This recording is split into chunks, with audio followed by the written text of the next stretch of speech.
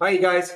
We are recording this, and I mentioned it at the beginning of every single webinar. It's watch this again. Maybe not just this specific webinar on the bullish risk reversal. Maybe watch one of the other ones because we are covering the same content, other than the fact that you guys may have different questions and lead us down different roads to get to the same place. But we might not cover some of those same questions in this webinar as we have in the past. So, check out either this one again and or one of those other ones. Also, if you watch it relatively soon, it's going to stick into your long-term memory.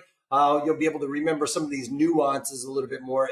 I think will all start clicking. If you wait, a couple months down the road, it's going to be kind of like learning it all over again.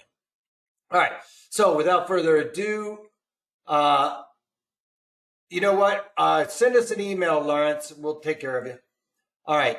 My name is Eric Wilkinson. You guys might recognize me as the Wolfman from mainstream media, where I've talked about everything from economic to geopolitical and the market analysis. On top of that, I actually do daily market commentaries where I talk about all of my trades and all of that stuff in those daily market commentaries. So you'll be able to see how I'm implementing option strategies into my portfolio. Anyway, I started out trading in college with a psychology degree and then switched it over to finance. After my finance degree, I moved straight up to Chicago, started working on the Chicago Board of Trade. So in that time, I've traded everything from stocks, financial futures, commodity futures, currencies, and options on all these products in all market conditions. Sorry, I'm trying to figure out how to get rid of this. I want you. All right, just want to get it out of my way. All right. Sorry, trying to reorganize on the fly here. All right, so anyway, you can also follow me on Twitter at Wolfman's blog, or our parent company, which is at Pro Trader Strat. Our Facebook page, we're throwing out tons of content there, so follow us on Facebook if you want to see these videos relatively soon. We don't show all of them on there, but we do throw out a lot of content, trying to keep you guys up to date on some things. So check that out on Facebook.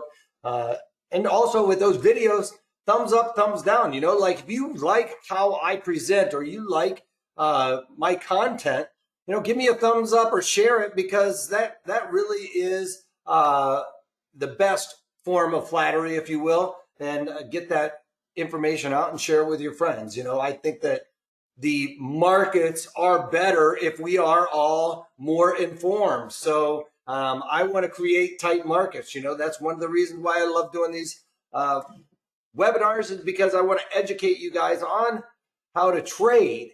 Because if we all are trading responsibly and well, then we create free market price discovery, which tightens up the markets for me and you. So it is a little bit selfish in some regards.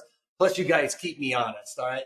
Not honest in the aspect of, but you guys keep me following my rules, which is, I feel like I'm beholden to somebody, which is always something we need to have when we're trading, so we don't try and, I'm going to squeeze this out a little bit more. If you're beholden to something like writing these things down, which I champion, writing down all your trades, because when it's on paper, you're more likely to be more mechanical and follow that process than if it's in your head. When it's in your head, you have a tendency to kind of fudge it a little bit. Maybe I'll wait a little bit longer.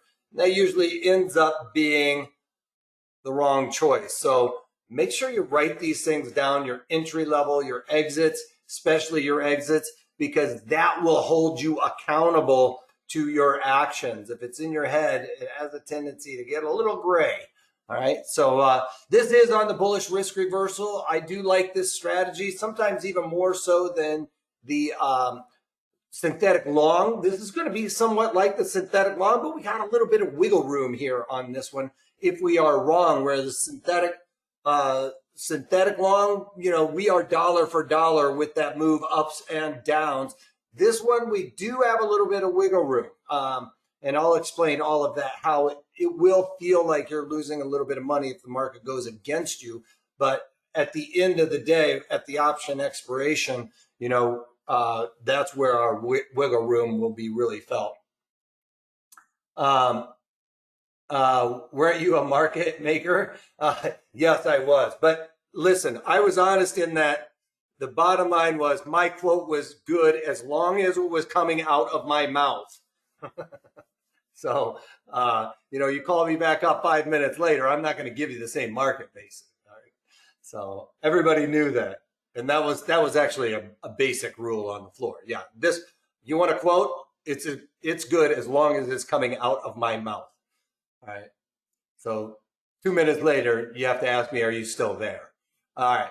So this is the roadmap to trading options. So what I want to do is play this out like we do on a normal basis, right? We come up with different assumptions, whether it's bullish, bearish, market neutral, on any given underlying. I don't know how you're finding your stocks or whatever. I usually just flip through my watch list and try and find, market pattern setups. And or if I see something in the news or somewhere else where I'm all of a sudden like light bulb goes off, one of the things with me was I was looking at Sam Adams, or Sam is the Boston beer company, and they have Truly, right? You can't really get into White Claw. I think that's a private company, but this whole seltzer thing is just becoming huge, and they're thinking right now it could like quadruple in 2021. So I wanted to kind of get exposure to that market as well. So, obviously I have a bullish market assumption in that. We could look at it for this particular strategy. One thing I didn't like about it is we do have earnings coming up relatively soon, and Sam is just like blasted off and probably a little late to that game at this point. So I didn't pick that out as a bullish market assumption right now for this particular webinar. I've got another one though that we'll take a look at.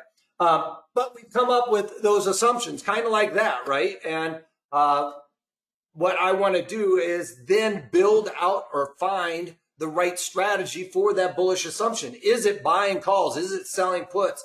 Is it doing the synthetic long or the bullish risk reversal, which we have here? All of those things are going to have different levers and pulleys that make those strategies work the best and increase our probabilities of success. So that's what I try to do with my option strategies, is set up some guidelines that we need to implement before we put that into action with our assumption. All right. Yeah, Sam almost doubled since March. Yes, I know. I was kicking myself. I've been thinking about this whole thing, like this whole seltzer thing. I don't get it. I don't really drink. As a matter of fact, my wife drinks both of them, Claw and White Claw and Truly, and I think she likes White Claw better, but I haven't even tried one yet. I probably should, but I'm more of a whiskey drinker.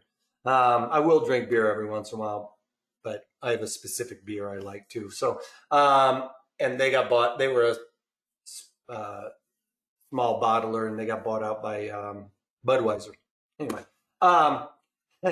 so with our roadmap, we need to know what the key is, right? We need to know what the highways are. We need to know where the interchanges are, all of those things. So we need to know what the key is to these options, if you will. So delta is the effective option premium in relation to the underlying. So when the underlying moves up by $1, that corresponding delta to the strike is how much our premiums are going to increase. So $1 higher.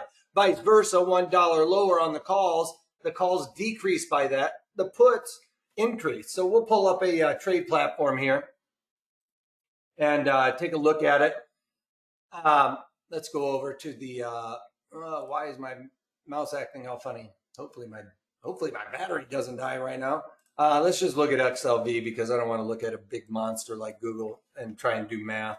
So $100 stock is the healthcare sector. So what I'm talking about with these Greeks is they all assume like a positive move, right? Delta is $1 move higher is what we talked about. Gamma is the $2 move higher. Theta is one day goes by. We don't go back a day. And Vega is 1 percentage point increase. And I kind of got ahead of myself over there on the Greeks, but at the end of the day, we'll go back over that again anyway. It'll help you remember it. So when this underlying goes from like right now, let's call it 101, right? We can see it's right in between there. So when this strike, the 101 strike increases by $1. So XLV goes up by $1 to 102, we're going to call it even. And what we're going to see happen to these premiums is they're going to increase by the corresponding delta. So if I'm looking at the 101s right here, well, 51 cents goes into the premium. So now we're from $3.41 to $3.91 on the bid, and the offer is going to go to $4.96. Yeah, $4. That's really wide for an ETF on the bid offer. I started second guessing myself. So $4.96, all things being equal. You know, you can look at the mid price and stuff like that, but at the end of the day, $1 increase, we could assume those bids are going to go up by the corresponding delta, and so is the offer. Now, if we look over here at the delta on the puts for those same 101s, right? Well, we see that those are a negative because that's assuming we have a dollar positive move, right? So this original one, we're talking, we go to 102, right? So we're at 102 even. So these premiums would then decrease by the corresponding delta for that $1 move higher. So now we would be looking at these bids to be $3.41, and these would be $4.01, right? So they decrease by that corresponding delta. Now, vice versa, if we had gone down by $1, right? So now let's scratch that off, right? We've gone from 101 to now we're at 100 even. We've gone down by $1. Oops, well, whatever. You guys get my drift. So we go down by $1. And if we go down by $1 there, then we can look at this as a -1, -1, plus a positive delta is negative deltas to our premium. So they would go down by that 51 cents, right? So now we would be looking at $2 and what is that, 89 cents. $2.89, and these would go down to $3.90 some cents. 51. Sorry, I got to do my math in my head. 94 cents. Is that right? All right. No sound. Anybody else lose sound? My scale is showing up. You can. My sound is working. Okay, so a negative would make that then a negative delta. Well, then if you look over here, a negative plus a negative makes that a positive delta to that position. Okay, good. Now, if you ever have a real problem where it freezes up or you guys lose audio or something like that, sometimes you have to log out and log back in. It's a product of them, not me. Anyway, so a negative plus a negative delta makes that a positive to it. So a -$1 move lower, then the deltas would add into those puts, right? That's pretty basic, I think. A positive plus a negative equals a negative plus a negative equals a positive, in a sense, is what we're looking at there. So with the in regards to delta. So then if we go over and look at, excuse me, gamma, we can look at it as gamma goes with delta. Delta is data. Easy ways to remember this. I always think of it this way anyway, is delta tells us data. Delta not only tells us the $1, for every $1 move, our premiums affected by that delta. Well, delta also gives us probabilities of being in the money and a whole slew of other things I'm not going to get into right now. But so delta really, and you know, I have videos on it. That's why there's like 6 different things that delta can tell us. But delta is data because it gives us all of that data of our probabilities and things of that nature. And gamma goes with delta. Well, we talked about delta being the first dollar move higher, right? Plus $1. Well, gamma is basically telling us this is on the second dollar move, dollar number 2, all right? So if we moved up by the second dollar, and obviously the vice versa on the negative we'll go over, but on the $2 move, gamma goes with delta. So it kind of tells us where our premiums are going to increase on that second, third, $4 move higher, right? So what we can do is go back to our previous example on this and take a look at this. So now we've gone from, we're just going to call this saying we're trading at 101 right now, right? We're trading at 101. And then basically, the delta was the plus $1. What did I do there? Oh, I moved this way fat. You don't want to give me something skinny? All right. Oh, really? All right. Plus one. Oh, that's going to be annoying. Let me try and move it with this. I'm trying to move it with my pen. Did I just lose a good pen? All right. I've never done that before.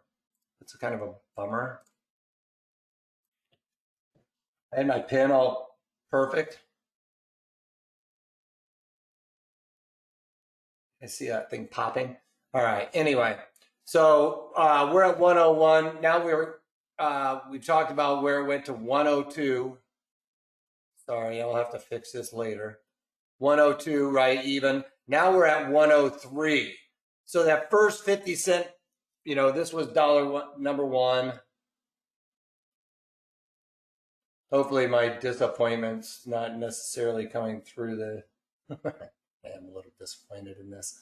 All right, so now we're talking about dollar number two. We're trading at 103. Well, if we were talking about still these 101 puts, or 101 calls, I mean, at first dollar move higher, we went from $3.41 to $3 and I'm going to go with something different. So $3.91, and the offer is $4.96, right? I know you guys, it's going to be a little bit more difficult to see that, but you saw me already trying to play around with that thing. Let me actually try and move this over here. I'll do that in a second. So our second dollar move higher, this is gamma. Gamma goes with delta. So our next one is going to be 55 cents on this. This was dollar number one, right? Now we're at dollar number two higher. We moved higher by dollar number two, and our gamma goes in with delta. So we've got 55 cents coming into these premiums, right? So now we're at $4 and 40 cents, $4.44. Is that right? Sorry. And then the offer is going to basically go to $5. Sorry, $5.51. Okay, so that gamma goes with delta on the second dollar move. Now, on another dollar move higher, if we were even just to talk about dollar number three, right, then basically that gamma will, kind of go in there as well. So we would be talking about it going up by another 4 cents or somewhere between 4 cents. And so it'd be about 59 cents, okay? So, and then, the further away from the at the money, that gamma is going to be a little bit less than what it was before. And vice versa, if we go up by $1, we've got negative 45 delta, so it comes out, well, 45 plus 4 on the second dollar move is 41 cents, right? So we could assume on the second dollar move, we are only going to lose 41 cents from that second dollar move higher. It gets a little bit less, right? Vice versa, if we go down by, $2, then gamma goes into that, right? Because negative $2 or negative plus a negative delta makes that a positive delta. So then if we went down by that $2, then on the second dollar move, gamma goes in and adds into that delta. It becomes bigger. Okay, pretty consistent there. All right, so then we go over to our theta. Theta is the thief in the night, all right? Theta, we call it the thief. Theta is the thief in the night because every night that thief is going to come in to our premiums and it's going to take it away. All right. So it's always going to try to erode our premiums. So Theta is the thief. The thief in the night. You can think of Theta the thief, or yeah, the Theta thief. Is a way to remember that. It's every night it comes in and just kind of picks away at it. Now, that thief isn't as aggressive way out in time. You know, the further away, you know, like year out, he may not be coming and taking too much from you. But right before that expiration, that's where Theta really gets aggressive and erodes away at those premiums. So Theta's the thief in the night. Every day that goes by, we can't stop Theta. We can take advantage of Theta. We can, you know, what happened here? I lose my, no, I don't want to close you. I don't want to lose you. All right, so Theta is the thief in the night that comes and steals our premiums. So every day that goes by, you can see Theta is negative to both sides because no matter calls or puts, it's constantly eroding away on it. Now you can see 71 days out, it's 3 cents per day. We go in a little bit further. You can see here, it's a little bit more aggressive. It starts becoming 4 cents on these at the monies. And then if we look at the July contract, we can see that it's bumped up to 7 cents on those at the money. So it gets a lot more aggressive. And, you know, here we can go out and look at like the DEES 100 days out. You know, it's only 2 cents. So it gets a little bit more aggressive. Obviously, we talk about $1,000 stock, and it is really going to be dramatic where you can see the differences there. I'll just pull this down a little bit. So you can see out here in time with a, you know, $1,500 stock out in December, 31 cents, and, you know, over double the amount of Theta with only 43 days left. And if we looked in here, it's probably going to be even double that, very close to double that even. So Theta becomes very aggressive the closer to expiration there. So Theta is the thief in the night that comes and steals our premium. Now, when you're buying premium, you don't want that Theta, right? So, you know, I want to get your levers and pulleys going right now. If we want to buy an underlying or buy an option, where do you want to buy? 8 days? Even if you only think that it's only, you know, this trend setup is just for a 1 or 2 day bounce, you know, wouldn't you rather go out there and give yourself a little bit of time to be right? Why? Because for one, you're going to limit that Theta decay, that thief. And two, it gives you a little bit more time to be right. So if you're buying premium, yes, you're going to have to spend a little bit more out there. You could be like, Wolfman, these are so cheap compared to these. But yeah, but it's also buying you a lot more time to be right. You know, you don't always get that exact real quick move. And I would much rather avoid that Theta decay. So if you're starting to get the levers and pulleys going, you know, when you're buying something, you want to limit the depreciation of that, right? So where do you find the limited depreciation? Well, it's usually out there around 70 some odd days to expiration is really the sweet spot for a shorter term trader. You know, obviously, if you wanted to put this into your account for, you know, a couple of years, you would even go further. But the sweet spot I found for a shorter term trader is kind of this 71 days to expiration. And I'll show you a chart further down where just getting inside of this area here is really where Theta starts ramping up day by day, starts really picking up almost daily, increasing that amount it takes from you. So, you know, obviously then if you wanted to sell it, sell premium, you know, based on some of these guidelines we'll come up with, then you would be leaning towards going to the nearer duration, right? You want that Theta to really start happening quickly. So you want that thief to come and steal your premiums. So, you know, those are just getting your levers and pulleys going, right? Theta is really kind of determine what option expiration in the montage over there that we're going to be picking. Now, Vega actually isn't even a Greek. You know, I do have a Greek letter over there, and I stole it from Gamma. But Greek, somebody just came up with Vega and was like, "Hey, let's just say that's a Greek letter." It's not. There's no Greek Vega. But my lowercase Gamma Greek letter is what I used because it just looks like a V. All right, so Vega is the measure and change of volatility. So we've seen the volatility coefficients over there on the option montage. And what happens is when this premium increases by this implied volatility increases by 1 percentage point. So we go from 29.11 to 30.11, so 1 full percentage point increase, the premiums are going to increase by that corresponding number there. So these, in that case, would go from $21.50 to $22.45.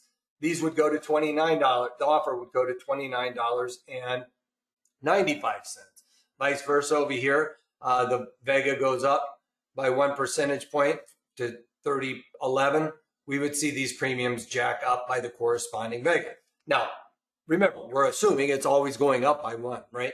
Well, if it goes down by 1, same thing goes. A -1 plus a positive Vega means it's a negative Vega. It means that if volatility goes down by 1 percentage point, then our premiums goes down by that corresponding Vega. All right, pretty simple, right? You know, just keep those things in mind when we're doing it. Now, you know, obviously, again, levers and pulleys, right? If volatility is really low, implied volatility is really low, we would probably think that those premiums are pretty cheap. And if volatility is extremely high, we would think that those volatility premiums were pretty expensive, right?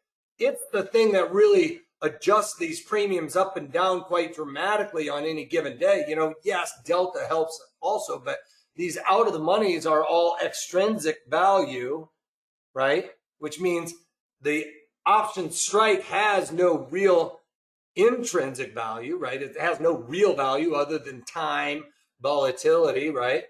The in the monies have intrinsic value. That's what they're really worth. So we can talk about all of that too. Like, for instance, the 1490s are in the money. Well, what are they really worth? They're really only worth $21. How do I know that? Well, from 1490 to 1510 is really where I came up with it. 1511, actually, I came up with. You know, that's worth $21. That means that this strike, the 1490 strike, is really only worth $21.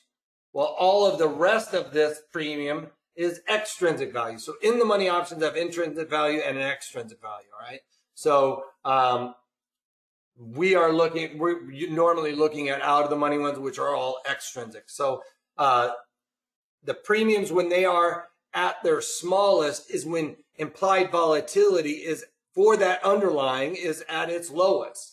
You know, I'm not talking about the VIX. I'm not talking about Google versus Tesla or whatever. They all have their own implied volatilities. So, you know, like 24 versus Google's 28 or 29, is that high or low? Well, what you have to do is you have to look at it on kind of like a chart here and determine whether that is low or high for that particular underlying, okay? So implied volatility percent is really how you come up with that. And one of the beauties is we don't have to worry about it with this strategy because we're able to offset a lot of these things with the Greeks. And I'll talk about the beauty in that here in a little bit. But normally, when we're determining our option strategy, we kind of have to figure out, well, is implied volatility really low or is it really high? Because that determines whether we're buying an option strategy or selling an option strategy. Well, let's think of it this way. With the underlying, we're not really sure if volatility is going to go up or down. So now we're thinking, I need an option strategy that can offset that problem, okay? Because I don't know if the premiums are going to go up and down based on volatility. I think that volatility could go up, but I'm worried about it going down, or however you're coming up with that. But if you're unsure of where volatility is going to drive this underlying, well, we need an option strategy that's going to offset volatility. All right. So that's kind of what we're thinking along these lines on trading this particular underlying. All right. So where are we going? Idea here is we're planning our road trip, right? Most people plan a vacation, spend more time planning that vacation than they do planning their finances, which is appalling. You know, I don't think that that's probably you guys, because y'all are here watching an hour-long webinar. But so where are we going? One of the things we want to do here is figure out where we're going. And let's just say we're going to here, and this is the trade we're looking at right now is XLK, I think is what I wanted to look at. XLP, that's what I did. Yeah, it's the staples. XLP, I want to go to XLP, you know, and so basically I want to go that way. All right, so what we're talking about is an assumption. Where are we going? We have a bullish assumption in XLP. I think, you know, how do I come up with a bullish assumption in XLP? My thing is, if we are kind of a stay-at-home economy, and more people are going to be buying staples, right? Well, we've already seen the rush on toilet paper, but that was a little bit different. But there are going to be a lot more people eating at home and all of those things. We are going to see these consumer staples be consumed more, Clorox, all of that stuff, right? So obviously, to me, with my assumption on what is that? What is that? You know, well, the consumer staples have been a bit of a dragger here. Everybody's going towards tech right now. And, you know, I think if you watch my daily market commentaries, you heard me talking about, all right, we've taken this run. I mean, I was one of the first ones bandwagoning this whole stay-at-home type stocks. And then now I think that that's had a bit of a run. I want to kind of roll out of that, do a sector rotation. And I think consumer staples could withstand somewhat of a correction, especially if there's more lockdowns going on, right? So obviously, you know, I'm right here and we've got XLP here. I want to take a bullish market direction, right? I expect the markets to go higher, in a sense, just to give you the thing. So is it a good destination? I mean, that destination we were just looking at is, you know, is this a good destination? Well, you know, I moved out of there because it's not a good destination. No, I'm just kidding. Is that what I want to emphasize here? Is that destination being XLP something that is a good place to go? And by that, what I'm really kind of wanting to push home here is, you know, is there free market price discovery going on? Is there a lot of things to do? Is there a lot of eyeballs, a lot of people there? Well, yes, Chicago probably has a lot of people there still. Although, you know, Illinois is actually one of the few top 20 cities that has seen a mass exodus. Actually, I think Illinois is one of the top, actually, the largest states that have seen a net drop in population. All right, so let's just say we're looking at XLP. We're going to go to XLP. And what I mean by that is, are there a lot of eyeballs? Are there a lot of things going on there? And when I'm speaking of a lot of things going on there, I'm talking about volatility, volume, and open interest. All right. Now we want to kind of look at the spot month, which is about 35 days to expiration. We're kind of right in between that. But inside of 7 days, July, most people are going to be rolling out. A lot of these trades are going to be rolling out into the August. And that's where we're going to start seeing that pickup in volume and open interest. So my rule here for the underlying here is not working out because we're after the close here. So I'm going to switch it up. For instance, a stock over $100, and this has to be during open market operations. After the close, markets get a little bit wide. So what we're looking at here is the bid offer, volume and open interest. All of those things kind of go hand in hand. We can see there's a lot of volume and open interest going on. Obviously, IWM has a lot of eyeballs going here. So what we do on a stock that's over $100, you guys, what we do is we move this decimal 3 ticks to the left, and we get, let's call it 14 cents. Give me 1 second. Bear with me. I'm going to try and move this over here. Over here. See if I can move this with my mouse.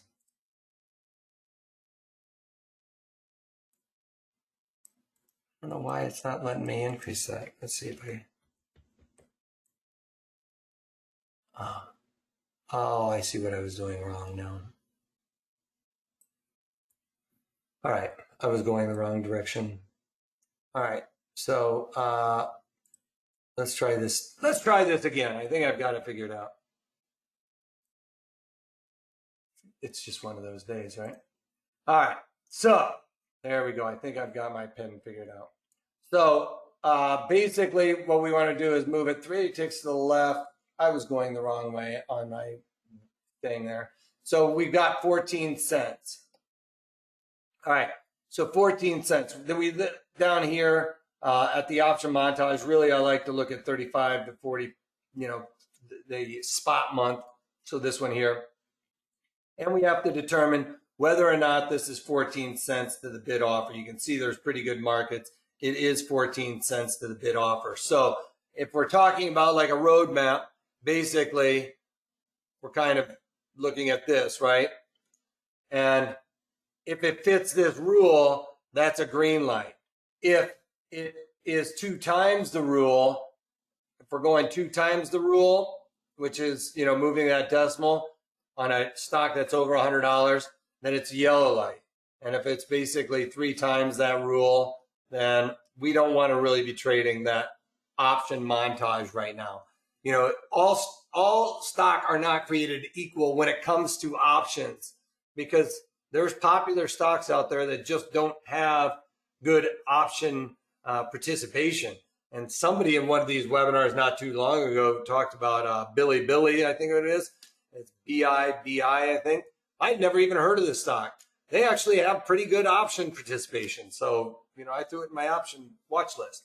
But it doesn't always follow that guideline for being a popular stock means that the options are going to have good pricing. So the other thing is if it's basically a stock that's less than $100 stock, all right, if we're less than $100 stock, then we need our options down here to be less than or equal to 10 cents, okay?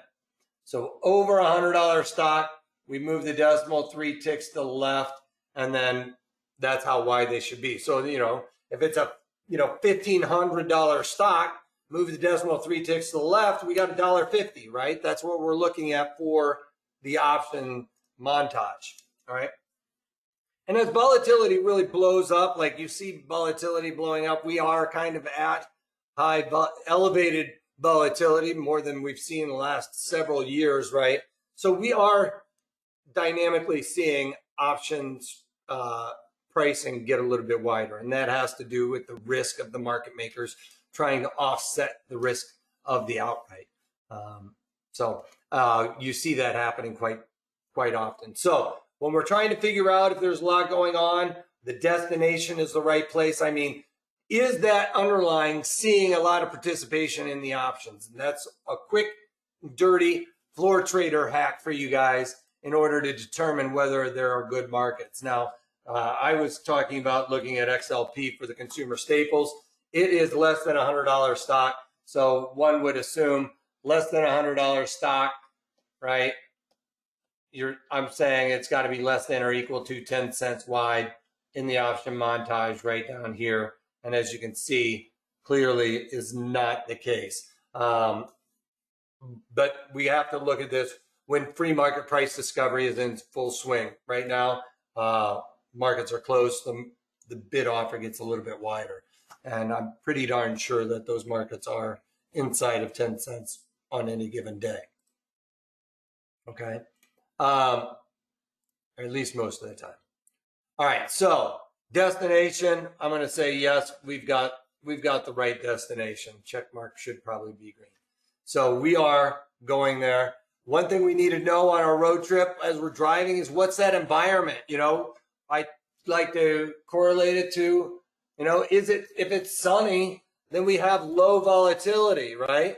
If we have low volatility and it's sunny, we can enjoy the trip. You know, this is all a road trip, generally speaking. We can enjoy the trip. We can take our time, see the sights. But then if we started seeing it get really cloudy or whatever, that's where stress is, right? I mean, we've got this angry cloud over us, raining. We're going to want to get to our destination rather quickly, shorter duration, okay? So think of it as sunny roads, wide open. We can take our top down. We can go and visit all the apple picking places or go to the Cadillac Ranch and spray paint the caddies that are stuck in the dirt. Well, if it's raining, we're going to bypass that. We're just going to beeline it. We're probably going to stick to the major roads, right? So that we can get there quicker, or if something inclement happens, we have an out, all right? We want to get there fast, take major roads. Well, in this case, you know, we don't know what it's going to be. You know, the weather outlook could be iffy either way. Well, is there a way to offset this? You know, this is kind of what we're looking at right now with this strategy. We've got these two corresponding things. Yeah, it's cloudy, but is it going to rain? I don't know. You know, so we want to be thinking about, well, we don't know what volatility is going to do here. We want to offset that volatility is what we're looking at. Why does volatility matter, right? Volatility matters, I mentioned this earlier, because we want to buy volatility when it's low, and we want to sell volatility premiums when it's high, all right? Now, I just mentioned we don't really know in this case where volatility is going to go, so we want to try and offset it. We want to try and offset this volatility. Is there a strategy out there that we can offset this volatility? Yes, there is. All right, so if I want to offset volatility, I'm thinking I need to probably sell one and buy another strike, right? That's kind of where I'm leaning at. If I want to offset volatility, I already told you how volatility is positive for both underlines. Well, if I buy one strike and sell another strike at about the same delta, then those are going to counteract one another, right? Because if I buy one and volatility goes up, it helps me on the one I buy. I'm like, yeah. Well, the one I sold, you know, I want that one to go cheaper, and it goes up. It's kind of offsetting that volatility. And obviously, if it goes down, the one I sold, I'm like, yeah. And the one I bought, I'm like, oh, I'm losing money on that one. So they're offsetting, which isn't a bad thing, right? They will move with each other. So I've already talked about that. I'm looking to offset that volatility. Well, if I'm offsetting that volatility, you know, it kind of negates some of those things. The duration is, I'm thinking, you know what? I want to offset some of that duration as well, right? Because theta is the thief in the night. Well, if I bought one, theta is eating away at this one. And if I sold this one, theta is eating away at that one. That's a good thing over here on the one I sold. It's a bad thing on the one I bought. So I've offset the duration. We might as well get ourselves enough time to be right, right? So we're thinking, we're really leaning towards that thief in the night. Sorry, went a little bit further. That's the chart I'm talking about. 35 days to expiration, you guys remember? And I was showing the option montage. This is where you really start seeing a lot of that theta decay going on. But I got a little ahead of myself there. I wanted to go to this one. So, you know, we want to, what's the duration? Well, our assumption is we're starting down here and we're going to Chicago or XLP, right? Well, my thinking in this one is I want to track this underlying. I've got a bullish assumption in this. I want to track this move kind of like as it moves. I think it's going to move higher. I want it to be like I own the underlying. So I like to think of that as Route 66. You're not going on all the major highways. You're going to take your time and see all these stops along the road, right? You might go off, you can see Route 66 actually has several different routes, believe it or not. Route 66, basically, I want to follow XLP as it goes higher. I want to follow it kind of like it's as a stock, but maybe I can't afford that in my portfolio right now. So another thing you also have to think of is what stops are we going to hit along Route 66? And believe it or not, I've hit most of these. I haven't taken exactly Route 66, but Route 66 is also a part of the I-40 as well. It kind of goes on and off of I-40. So you can hit a lot of these. We want to give ourselves enough time to hit all of these. That's why we want to go with that longer duration, right? But what I really want to get at is what are we going to hit here? We're going to try and hit those stocks or those out of the money calls that are about a 25 delta. And the reason why I like this 25 delta is, for one, it gives me good bang for our buck. But the other thing is the bullish risk reversal is really like the synthetic long. But remember when we built out the synthetic long, we made it 100 deltas. Well, with this one, we're only making it 50 deltas. What does that mean? Well, it acts like you only bought 50 of the underlying. Okay? So that's a difference between the synthetic long. Is when we did it, it was like buying 100 of the underlying, right? A one lot would be like buying 100 of the underlying. Well, this one, a one lot, is like buying 50 of the underlying. So we're going to have less margin constraints. We can create a more diverse portfolio if you have a smaller account. This is something you could play around with in that, and it's not as painful as a dollar for dollar move on 100 of the underlying. So you could add a 50 lot for dollar cost averaging. Maybe you got a stock in your portfolio and you want to only add 50. Well, this is a great way to do it with much less margin. And what about Theta, that thief? Well, I kind of mentioned this before. We want to, if we can isolate that Theta thief, we don't want to be in here, although we're going to be offsetting, right? Because we're thinking I want to offset volatility, which means I want to buy one and sell one. Well, what we're kind of thinking is, well, in that case, if I'm buying one and selling one, I really don't even have to worry about this, right? Because if I buy the call here, which is the red line, we can look at our little key over here. It's the at the monies. Yes, this is going to act a little bit different. Don't get me wrong, but they will perform very close. And then we sell the put here. Well, if I sold the put, I want that to go down in value. If I buy the call, though, I really don't. But when we're in the same option montage, they're going to offset each other. So we might as well give ourselves enough time. And like I said, I like to kind of hit that. I don't hopefully hold on to any trade for more than a month or two. And, this gives you a little bit better than 2 months to be in this trade. Usually if it's not working out in a couple of months, I'm kind of out of it. But, if you are a longer term trader also, then, you can go out 150, 300 days as well, to get in that long duration to add to your portfolio. What is ID percent? So ID percent, you're asking, how do I come up with it?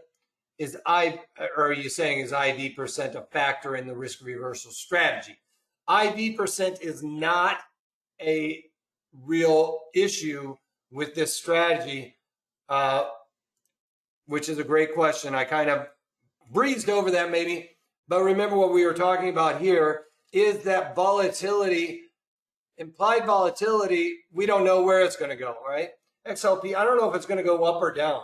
And we're kind of at a time in our trading careers where is this high volatility, like we can take a look at volatility in the past and see volatility didn't for XLP ever really get this high. And now it seems like, you know, that might be the low, right? Is this the new normal over here? Or are we going to go back to this? I don't know. I think maybe high volatility is the new normal for 2020.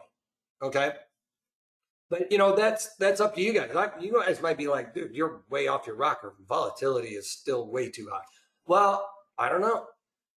So in that case, I want to offset volatility.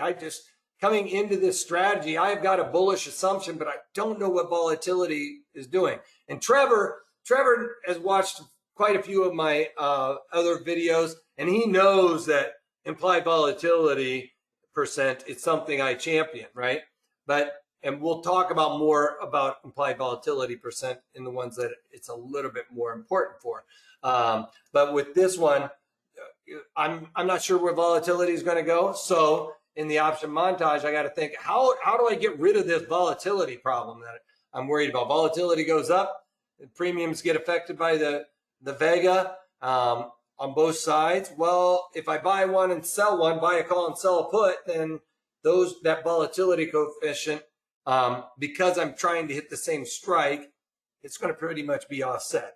You know, I mentioned we were looking at the 25 delta, so let's try and find this one here. So I would be looking to buy the 62s and then selling as close to the, you know, I'm going to be selling the 55s here, which because if we add up the deltas, right?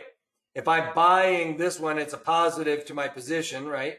Buying 26 deltas, and I'm selling a put. Well, a selling to the delta makes that a positive for my position. So, you know, plus 26 plus 24 gives me 50, right? So it's not always going to be the 25 delta. I'm just trying to build this out to be, you know, equivalent to about 50 of the underlying. All right. You know, and yes, you could do a 2-lot and make it worth 100 of the underlying. And why would you do that rather than doing the synthetic long or the synthetic strategy? Well, because this gives you a little bit more wiggle room to be wrong. You know, that other one, it was dollar for dollar, like almost immediately. And this is going to feel dollar for dollar in the beginning, almost immediately. But if it just stayed right here, you know, or let's say it moved down by $4 or something like that, the market went against me by $4. Well, in the synthetic, I'd be losing that $4.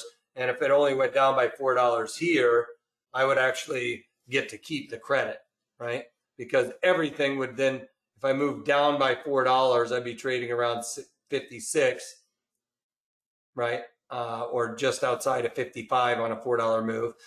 Be out of the money on both of them, they would all expire worthless. That's at expiration though. In the meantime, during the next 71 days, it is going to feel like I'm actually tracking this one as we go, right? Yes, I will show the risk chart here in a second. All right, so what vehicle do we use? I mentioned this, the bullish risk reversal, right? The bullish risk reversal, we're going to try and buy, and I have at the money. I changed this to out of the money, and I don't know how that came back. Out of the money, call at the 25 delta, and sell the out of the money 25 delta put. Okay, so that adding together means we've got a total of 50 deltas there. I did mention it acts similar as the risk reward of the long stock position. Similar in that, you know, it's 50 of the underlying if you're doing a 1-lot. The other thing is it's similar to the risk reward of the position of a long stock, except we aren't getting a dividend, guys. You don't, that's the downstroke with this, is you don't get a dividend. But if I also have a question mark here, 50 to 75% less capital than if you bought, you have to think about it dollar for dollar. If you went out and bought 100 of the underlying and you did this one, it's much less capital intensive to do this because we're picking those out of the monies. But if you went out and only bought 50 of the underlying, this would still have much less capital intensive type of strategy, which increases our overall value there. All right, so direction. We know we're bullish on this, right? I don't know why I have none of these saved when I did this. I just pulled this from the old one, obviously. This is not the synthetic long. We're talking about the bullish risk reversal, the BRRRR. All right, so we got our directional assumption. We want to move positive. The destination, right? That's what we talked about. We want a lot of eyeballs on there, all right? You know, we want a lot of things to do, a lot of things going on. Destination is the thing we were talking about, less than or equal to 10 cents wide, bid to the offer, right? Or we do the decimal move, all right? Move that decimal place to here, all right? The environment. Well, we've offset this. We don't have to worry about the environment. That's usually implied volatility percent, and we'll talk about that more in later webinars.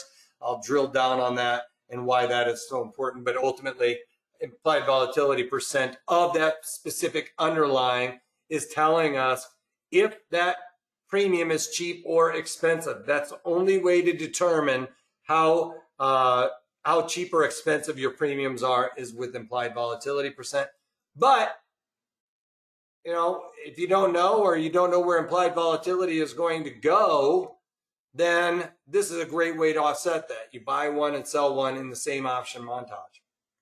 Duration, we want, you know, somewhere greater than or equal to somewhere around 70 odd days is usually what I shoot for. You know, if it's 68, okay, come on, right? But we're shooting around that 70-ish days. It could be a little bit shorter than that, but usually around 70-ish days. And the strikes, we're looking at the 25 delta call and put, right? So what's our risk reward on this? It's the underlying going higher is unlimited, but our loss is that underlying goes to zero, all right? Max loss is our underlying goes to zero. Now, keep in mind, we have a little bit of wiggle room. It's not dollar for dollar. It's only during that expiration that we have to worry about it going to zero, right? If it moves down by $4, we already talked about it. Both options expire out of the money. We're fine. So we got that little bit of wiggle room. But our break even, and this is important, I like to do this for a credit. I like to build it for a credit. So, you know, 25 delta and 25 delta likely is going to come out as a scratch. But I like to try and build this out. I might pick, like, say, a 27 delta put and a 23 delta call, so that when I sell that put, I get a little bit more premium than the call that I'm buying. Why? Because my break even is the put minus the credit. So think about that. That put is well below where the underlying is trading. The put minus the credit drops my break even below that put. Now, when paying a debit, then we have to look up there to that call that is above us. So by expiration, if we were to hold it that long, the underlying has got to be at that call plus the debit we paid in order to get to break even. So what would you rather have? The put minus the credit or the debit? I lean towards the credit with this one. You know, we talked about it with the synthetic strategy, synthetic long, synthetic short, that, you know, we can build that out to where our break even is right where the underlying is trading, and sometimes slightly more beneficial in our favor. With this one, we kind of want to lean towards getting that credit so that we can get our break even a little bit lower. And that only comes into effect at expiration, all right? During the meantime, you know, if I did this 71 days out and tomorrow it starts dropping, it's going to feel like 50 cents for every dollar that underlying drops.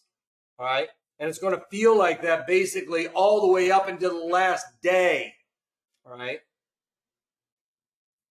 The last day, then all the, those options are still going to hold on to something. But if they expired, worthless would be, you would know where, or, their value, then you would know where your break even is. Okay. And then knowing our exit strategy here, we're talking about here with XLP and, we're talking about a bullish assumption. We need to come up with it and put this down on paper. That's why I want to emphasize this. I can't necessarily give you on, bullish market assumptions or bearish market assumptions an exact in or out. But one thing I would talk about with the loss is, when we're looking at charts coming up with our bullish or bearish assumption or however it is, with XLP, I would be kind of looking at the charts and saying to myself, for instance, if we came down here, and I can already see where I would be out, if we broke below, where's my thing? If we broke below this area right here, you can see where it's kind of acted as support, which just lines up with the value area. I'd probably move that line just a little bit higher. But in and around that little area would be something, we break below this somewhere around in this area, that would be where I would be getting out. Okay. And that's me. I have a pretty high risk tolerance, but I expect XLP to go higher. And I would say that, I'd be looking at the 63. I'd be looking at my exit to be somewhere up here, 63-ish. All right. So I expect this market to move higher. 63, I'm out on a winner. That would be just me. I'm not giving you guys exact. And if it broke below 57, would be something I would be saying, hey, you know what? It's just really kind of breaking down here. I don't really want to play around with it. If it goes below this bottoming area, which is somewhat acting as support there. I also look at Fibonacci. As you can see, I think I already have it up there. You could look at Fibonacci and say, you know what, I think it's going to rally, and if it breaks below this Fibonacci, I'm out. But I'm expecting it to go up and test 64. That's what my assumption is. So I'm out on the Fibonacci here, and I'm out there. So write those things down, okay? There's no right answer for this. It really has to do with your risk tolerance. I probably have a higher risk tolerance, so it makes it very difficult for me to tell you where to get out of your strategies. I kind of look at the chart and say, hey, if it breaks below this area, I'm out. If it goes here to my target, that's where I'm looking for on this move, then I'm out, all right? And put that on paper like this, like I said, it's going to 64 on a winner, I'm out. I'm out on 64 and I'm out on 57, right? And put that down on paper because like I said, you will be more mechanical and stick with it. All right, so let's go through a real life example of that. We've come up with everything, right? Think through it one more last time. XLP, I'm sitting there watching TV. They're talking about another lockdown. I'm like, okay, consumer staples. People are going to be hoarding toilet paper again. They're going to be buying Clorox. They're going to be buying Lysol. They're going to be buying food from the grocers and eating at home more often, right? Those are things that will drive those consumer staples higher. So I've come up with that assumption just off the top of my head. What's that going to do to volatility? Where's it going to go? Is this the new normal? I don't know. I don't know what volatility is going to do. I just, when you're kind of going through this, I got a bullish assumption and I've got the destination. I figured out that it's okay. What's the environment? I don't really know. Duration though, if I can offset volatility by buying one and selling one, well, that's kind of the same idea with Theta, right? The thief in the night. You can't get rid of him, but I can offset him because if I buy one, it hurts me. I sell the other one, it helps me. Well, it's the same thing as with the environment there. So I give myself a little bit more time. I'm moving way out. And the strikes, I want to kind of build this out, not necessarily like a synthetic long because I don't want that kind of risk right now. I want, maybe if, it could just bounce back and forth inside of this area right here, right? You know, that could be the thing, is like, it's just going to stay between these two Fibonacci's. And if I have, you know, if it just does this, well, in 71 days, be my luck that it just goes down there and bounces off the Fibonacci on the last day. Well, if you had done the synthetic long, you know, that would have hurt you, right? And with this one, because we're looking at those strike locations, I think it was 55 and 62. Well, if it does just do that, then I don't care where it ends up in and around here.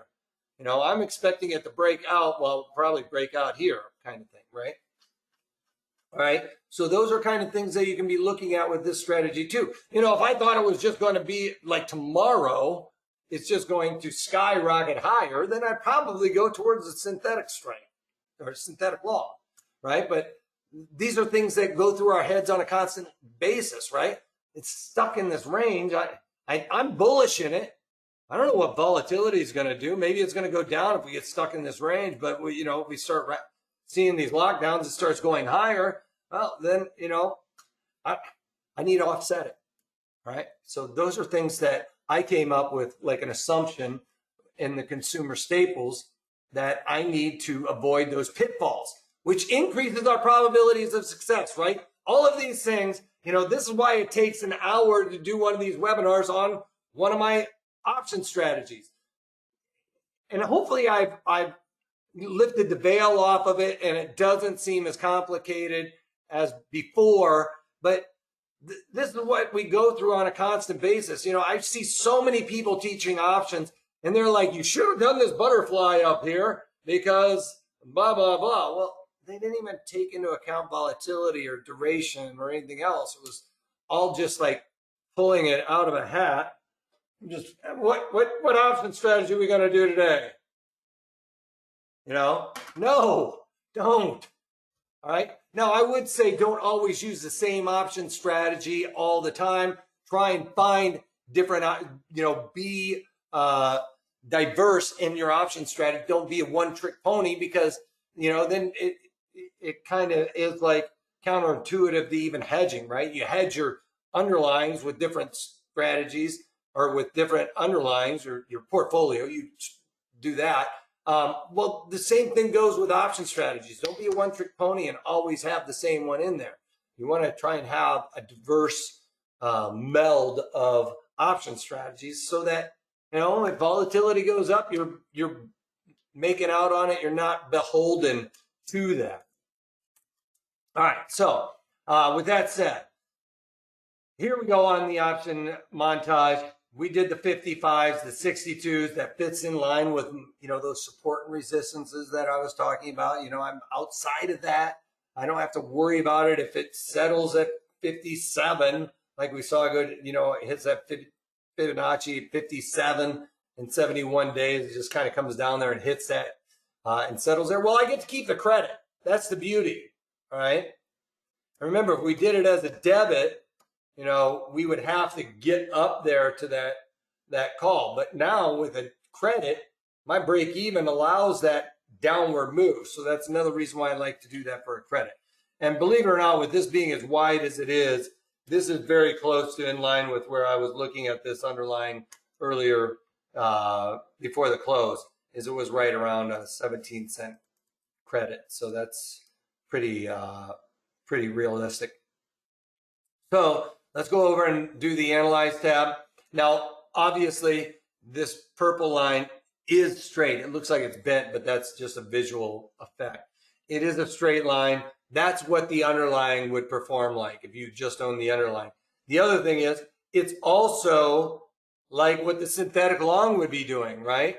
So this is our wiggle room. Yes, it's not going to perform exactly the same. You know, the further away it gets, remember, the deeper in the money a call will go, like that long call starts going deep into the money, it starts increasing in delta. So you will start gaining deltas when it stretches out to the upside and stretches out to the downside. You're going to start gaining deltas with this strategy. It's not always going to be 50. All right. The further, like, you go deep in the money, then those deltas start increasing for the calls. And obviously, if you go down, those deltas start increasing for the puts. But we saw where I built that out. with the 50 delta, right? 24, 26. Well, when we're looking at the Analyze tab, if some of you savvy guys I see, it's not quite 50. Well, you know what?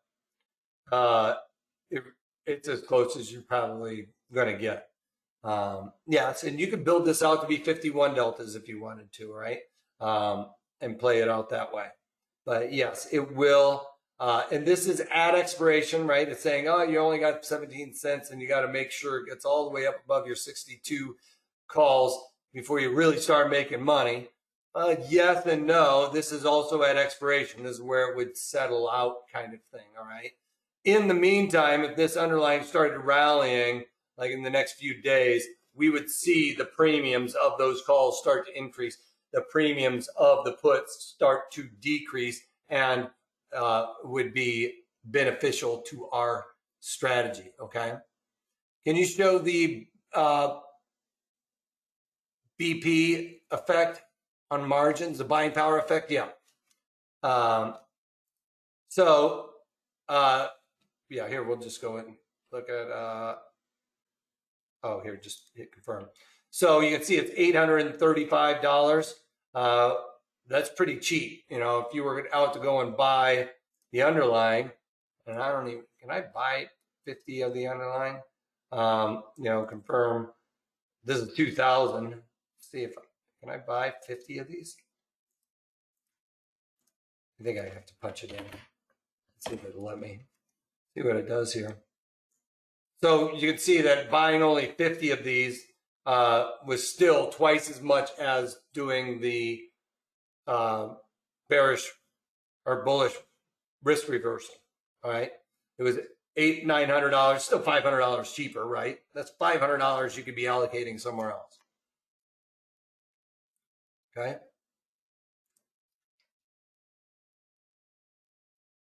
Pretty simple, right? So obviously then I would go through all of those steps and then come up with my thing. You know, 64 is a winner where I'm out. It's probably where I would pick, and 57. However you come up with your, maybe it's just below that last, you know, candle. You know, I would do that if, you know, if I had a bottoming candle, you know, where you had something where it was a bottom candle like that, you know, and I did a bullish risk reversal, well, then mine probably would be if we broke below that, you know, we had a bottoming pattern here, you know, and maybe today it starts doing this. I'm like, okay, it's going back up, right? Well, this would be my out, whatever that is, okay? You know, you could say if it goes below this area right here, that's where you're out, right?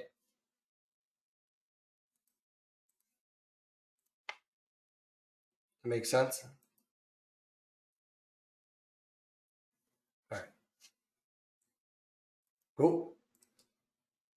All right, guys. This is our offer for you guys. I took you a little bit over. I started a little bit late. I do appreciate some of you guys sticking around for the end of this. This is the offer. Take advantage of it because this is almost done. This is the Options Lab, Wolfman's Options Lab.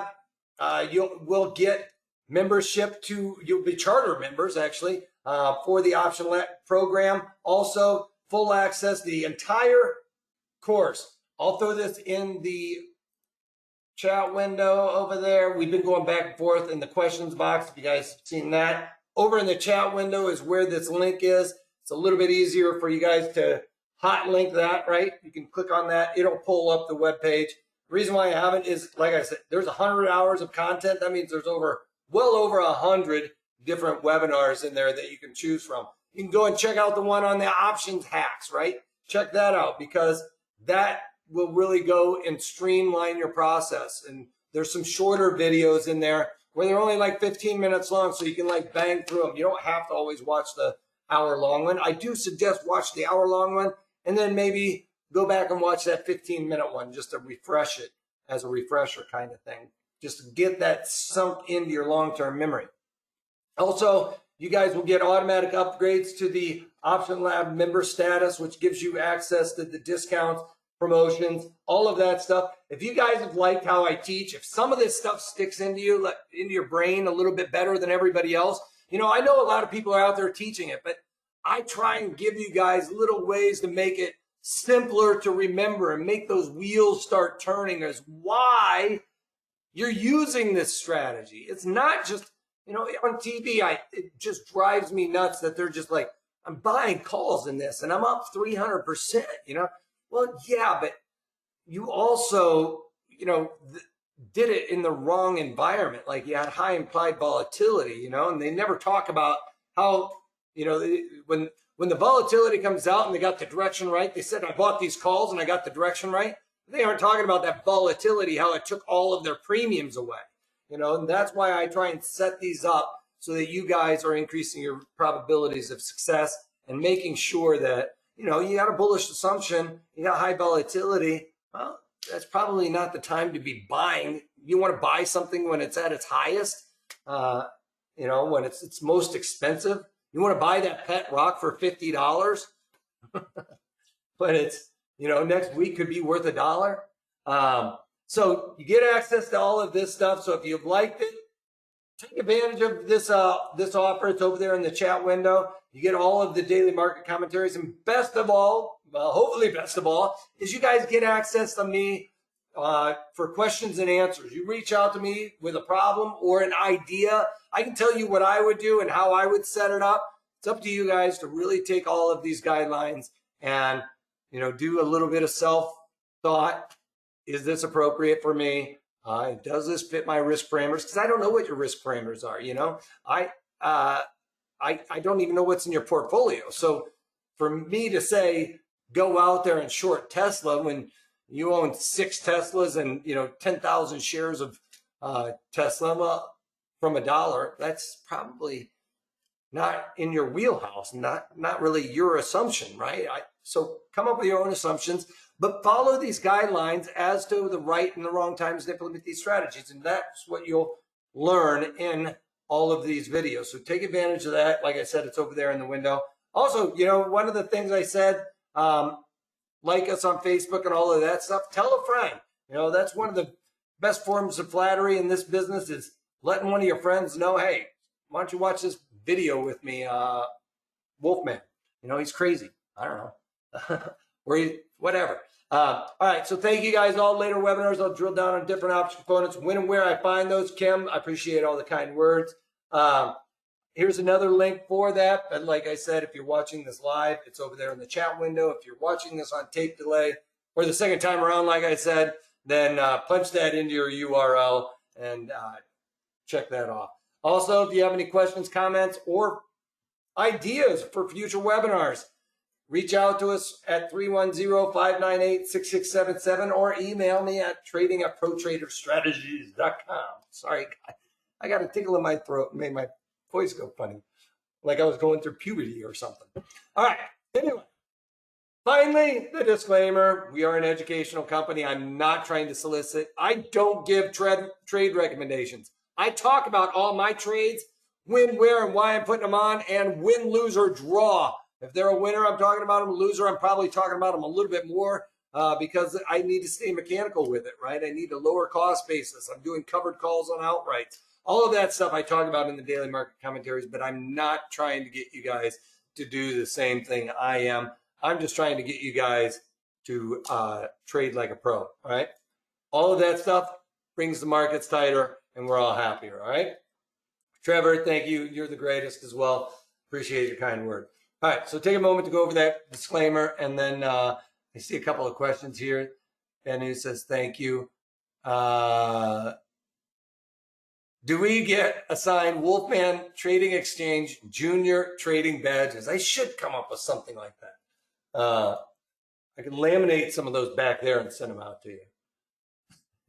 You know, when you're on the floor and you're getting your going through the tests and all of that stuff, your Series 3, one of the things you have to do is they give you your junior badge, and you kind of write what you want your acronym to be on there. And then they go into the pits back in the day, and they would throw you in there, and you had to do some mock trading and had to do your ARBs, and nobody knows how to do their hand signals very well yet, so everybody's messing that up, and it's pretty frantic. So these days you get to do your stuff online through the paper trading, but that's back in the day. What they would do is give us junior badges like Rick is talking about there, and throw us into the pits. That was the first time you ever got to like trade paper money. And they'd give you what your position was, and you had to get out of it. And literally the market was flying all over the place. And you really got a quick glimpse as to what reality, how scary that was. So pretty funny. You are our leader of the profit pack. Nice. I can always count on you, Rick. I appreciate that. That's a good one. The profit pack. I might steal that. Don't go out there and coin that phrase. Let me try and get that real quick. It's available. All right. Cool. Guys, take care. That's all I got for you guys. Have a great weekend. I know we still got to work tomorrow, so check out the daily market commentaries. But otherwise, I don't see you. See you next time. And if you can't take that, take it easy. Bye for now.